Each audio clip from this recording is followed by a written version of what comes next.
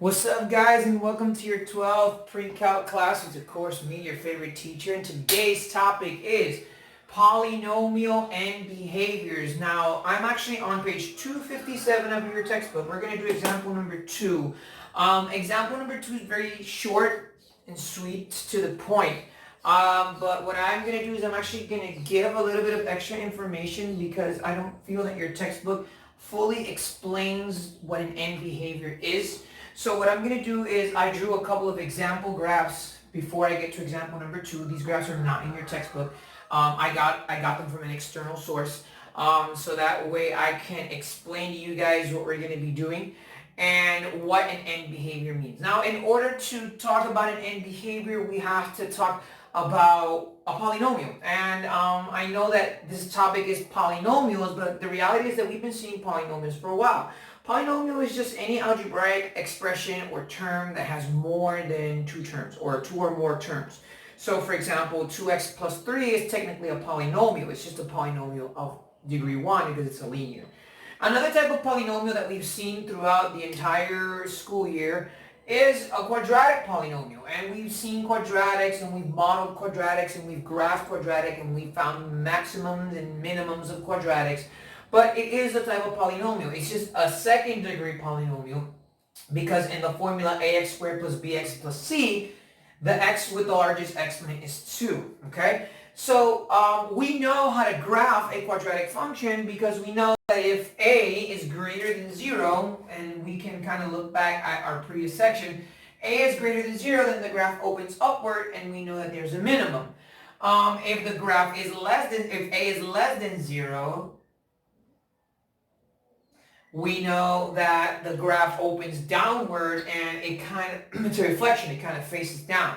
Alright, so end behaviors of other graphs are essentially the same thing. They are basically how other polynomial functions are graphed, and not necessarily of a quadratic polynomial, but a polynomial like to the 3rd degree or 4th degree or 5th degree. Now, end behavior means how the ends of each graph. So if I look at the quadratic function, the end behavior is basically this right here. I'm not really focused on what happens in the middle because that can vary depending on the type of equation that you have. So we know pretty much about quadratics. Let's talk a little bit about cubic functions.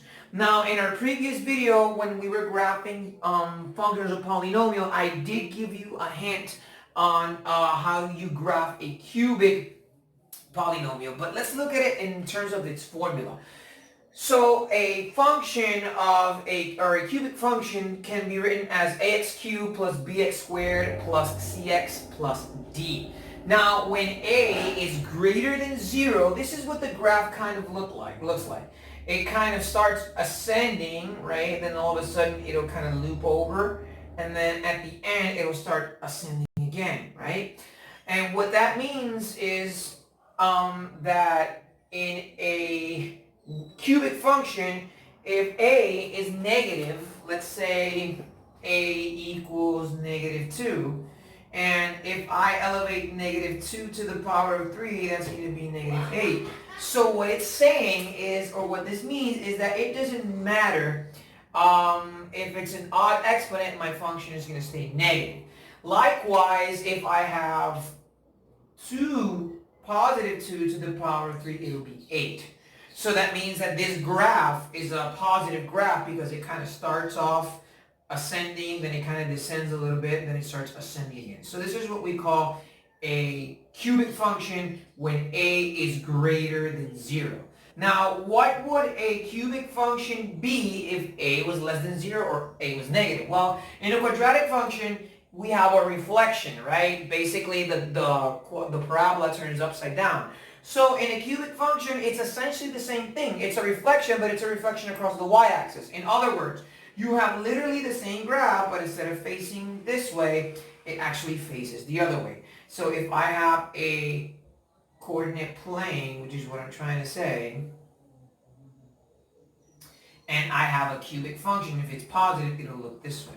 And if you have a coordinate plane here, and the graph is essentially the same graph, but it would just start looking in the opposite direction. Okay, so that's what happens when you have a negative. But I want you to keep in mind that we're talking about end behavior. So end behavior just means the end.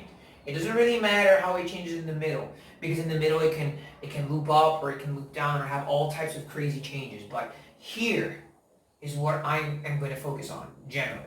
So how do I work when I have a graph elevated to the fourth power? Well, if I have a graph that's elevated to the fourth power, guys, it's essentially, the end behaviors are essentially going to be the same as a quadratic function.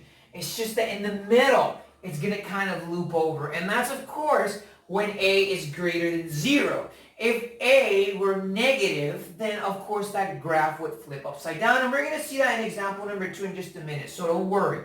So what I want you to understand is that graphs that have even exponents, 2, 4, 6, 8, are all going to have these end behaviors. That means that they're always going to be ascending, because it doesn't matter if you have a negative number. If it's elevated to an even exponent, the answer is going to be positive. And what I mean by that is, let's say I have negative 2 to the power of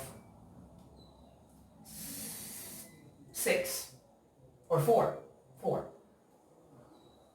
If I have negative 2 to the power of 4, my answer is going to be positive. And the reason it's going to be positive is because the exponent is an even number. So basically in graphs, it's the same thing. All graphs or all functions that have an even number are all going to have this end behavior. And if the graph were negative, if the first term were negative, if instead of this saying a to the x to the power of 4, it would have been negative ax to the power of 4, then of course you would essentially have the same graph, but facing downward. So the end behaviors would be something like this.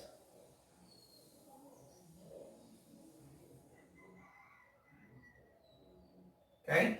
So it's really simple. Before I go to example 2, let me just kind of recap. So if a is greater than 0, or a is positive in a quadratic function, we know that the parabola opens upward, and if a is negative or less than 0, we know it opens downward. In a cubic function, this is the graph of a cubic function, we know that if a is positive, then it moves kind of raising to the right side of the graph, and if a is negative, it's literally reflected on the other side. If you have a fourth degree polynomial, then that means that the end behaviors are going to be the same as the parabola. It's just that in the middle they're going to vary, and if a is negative, it's going to have the same end behaviors as a parabola that has a negative a, but the middle is going to change. So if I have a fifth degree polynomial, so it's fifth degree, it's going to be similar to this one. It's just that there's something weird happening in the middle. So guys, essentially, all you need to worry about is the end behaviors of the graph, not the graph itself. In fact, this part, to graph these polynomial functions, graphing calculators are mainly used. So you don't really do these by hand. All we're really going to observe is the end behavior. So that brings me to example number 2 on page 257. I'm going to erase everything else, and I'm just going to focus on example number 2. Okay? If you have doubts or questions, you can pause, rewind the video, listen to the explanation again, or you can text me. I am going to upload, with this video, I am going to upload another video that explains a little bit of end behaviors as well. So just in case my explanation isn't that satisfying, you have another video that'll probably shed some more light. Example number 2 on page 257, and what I'm going to do is I'm going to write it here. Says to determine the end behavior, determine the end behavior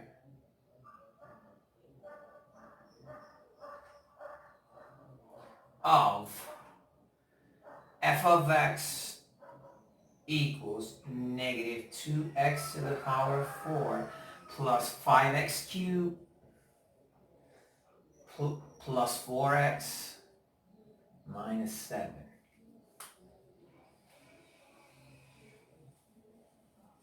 Now, it's really simple. First thing I want to know is A greater than 0 or less than 0? Obviously, A is less than 0 because this is a negative number. So automatically I know that my graph is going to be looking downward. It's not going to be looking upward because if A had been positive, then it'd be looking upward. So I know that for a fact. Secondly, it's an even exponent, which means that the end behavior of this graph are going to be similar to the end behavior of a quadratic function who is also being reflected. So I know, so it's going to be similar, the end behavior of this is going to be similar to something like this. So I know for a fact that it's going to be reflected. So I know one here and the other one here. And the middle is kind of going to look something like this.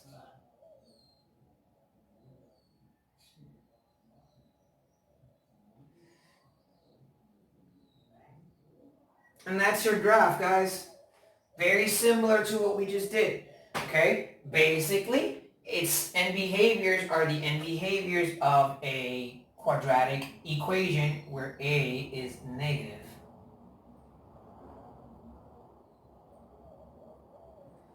Okay? If you observe negative ax squared plus bx plus c, it's a reflection because A is less than 0. Here I have an even polynomial because the largest exponent is 4, so it's to the degree of 4. And you also have 2, which is negative, which means it's going to reflect. So obviously you have this and this that are similar. What's going to change, guys, is actually, and let me draw this just a little bit more looking like this. There you go. Okay. There you go, guys. Sorry for that. So if you observe the end behavior of this is similar to the end behavior of this. So I'm talking about end behaviors. I'm not talking about what happens in the middle, although I do know that in a fourth degree polynomial, more or less, this is what the middle looks like. So that's it. What you're going to do after you've seen this video and you've reviewed and make sure you understand it is you're going to go to page 266.